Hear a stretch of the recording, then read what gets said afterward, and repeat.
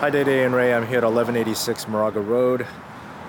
This is 4 bedrooms, 2 baths, 1,800 square feet, built in 1971, and listed at $990,000. So we talked about the impact of location for Annalisa and it being next to commercial and business park. And in this case, this one is going to be impacted by this busy street here on Moraga Road. As you can see, there's a lot of traffic. The one thing, it's really bad, obviously, outside. Inside, it's not as bad. You can still hear it. But I will say the traffic is abnormally more right now because school just got out. It's a little after 3 o'clock, so Camp Lindo is just down the road. So there's a lot of traffic coming from the school. Also, there's there's stoplights along the way, so you'll get pockets of high volume traffic. I'm gonna actually start on the outside of the home because I know the big question here is, actually the house is not that small. It's 1,800 square feet, but it is a big lot. So I just walked around the side of the house, but as you can see with this fence, it looks smaller, but I think at 30,000 square feet, I'm anticipating that the property line is actually behind the fence, so it's all that land back there. The only problem is it's a diagonal shape. So as far as building out the house, you couldn't be the width of this right here, as you can see. Sorry if I'm going too fast, because if you started here and just extended it out, you can only go basically to that tree because it's then kind of running into the slope down to the creek. So Ray, I know your comments on Facebook Messenger reference this creek. There is a creek here that runs, and yes, there is a potential for flooding, but you can see we're pretty high. It'd have to be a massive flood to reach this level because it's quite some distance down. But nonetheless, this would be one where you might want to consider flood insurance because of that. One thing you could do is just talk to other property owners. You can see there's several houses around that are impacted by this, so you can ask them if they have flood insurance and see if they've ever had experience of it flooding this high, which is doubtful. The foundation in the house looks good. I don't see any cracks, and it feels solid, so I don't think there's has been an issue with flooding or excessive moisture. So back to kind of if you were to do something, you'd basically have to have this wing be narrower, so probably starting about here to go out to make a significant amount of square footage. And that would obviously tremendously have an impact on the resale value, but then it's just a matter of how much does it cost. So we'll hold off on giving you any kind of estimates on what that would cost. I know what it is at volume because I work with, my lead broker works with a team of developers and investors, but they have it at a discount in terms of the construction. So I don't want to give you any estimates based on that quite yet, unless this is something that you seriously entertain. So it wouldn't actually be that. The only thing is the configuration or the layout and the floor plan of the house. If it was narrow here, it would look weird to have just a long, narrow extension of the house. However, we can't have an aerial view, but if you can see here, if I go on this side, it's already kind of got a narrow, extension on this side of the house, and part of that is the garage. So all you would do is just continue that extension on the other side of this wall. And actually, now that I'm thinking about it, you would probably extend from the edge of this wall here. So you could just go straight out here and not be impacted by the diagonal land. And then from the aerial view, it would look like a T, so it wouldn't look that awkward in shape. It would just look like a T, where this part of the house extends really long, and then there's the middle part that extends out. I know this might be hard to follow, but if needed, I can kind of we can look at an aerial view on Google Maps and then draw out what it would look like. Okay, so the house itself is in good condition.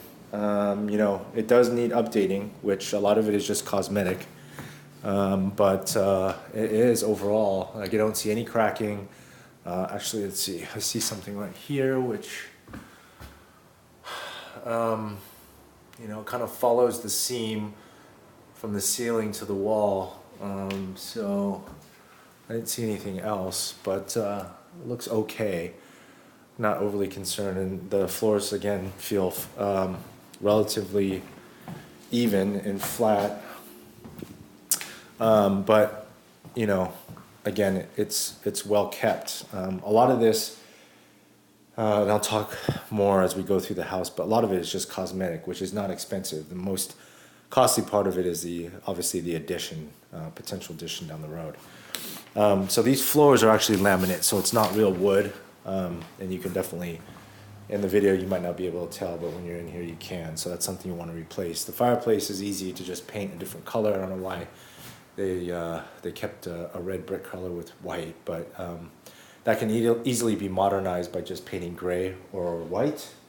But you have high ceilings in this living room, so you know, it feels nice. And I'll try to be quiet so you can hear, or see if you can hear the traffic. And you know, as I said, it's definitely noticeable inside the house, not as bad as outside. And this would only be in the front of the house. In the back, you won't be able to hear it. These windows could also be upgraded. They are double, but they're not vinyl, and so there's a lot of sound that still kind of vibrates and passes through these aluminum frames. So you want to get vinyl, which will, you know, dampen some of the sound. So, you know, when there's no cars, it's obviously really quiet.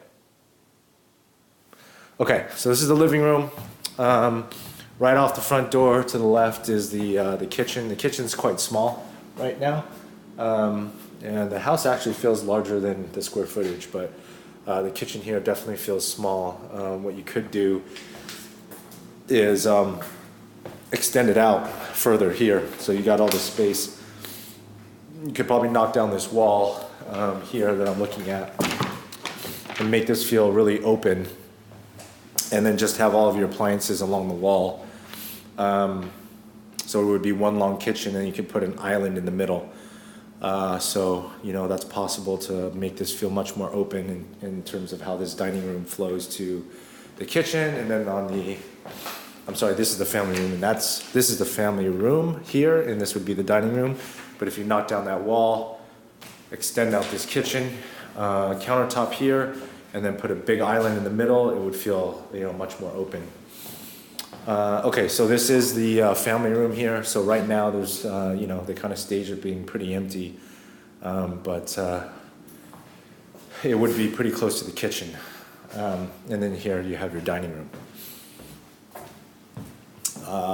So yeah, removing that wall would actually be something I would recommend, just to make it feel much more, again, open, flowing to the rooms. And then here, you could, if you really wanted to feel and have the rooms feel like they're sectioned off to the room, you could just put a wall here, a door.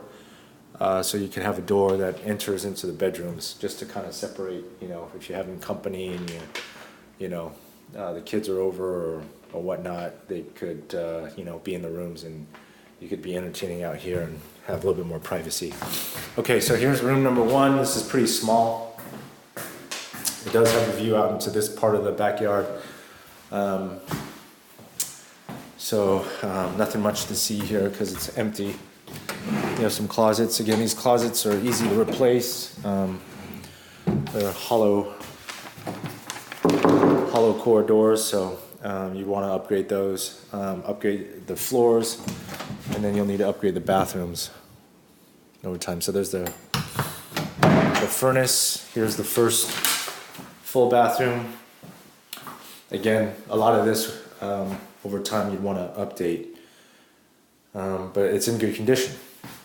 So it just doesn't look, you know, modern and pretty, but at least you don't have to worry about, you know, the effects of it not being well maintained and damage. I don't see any, like, although it does look recently painted, You know, when you look at the caulking here and so forth, it doesn't look like there's a lot of deterioration, so that's good. Okay, so that was bedroom number 1 and bathroom number 1. Here's bedroom number 2. This is another small room, and also faces this side of the yard. Empty as well. And then here's bedroom number 3. This one's a little bit larger than the last 2.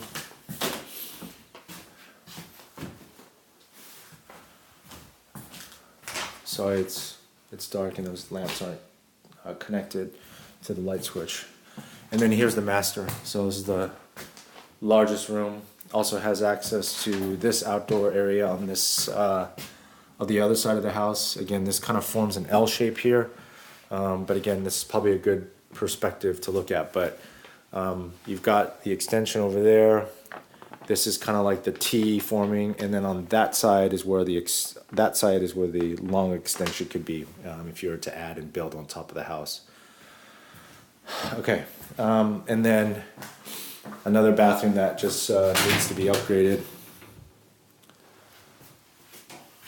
But like I said before, in good condition and well maintained. It just looks old.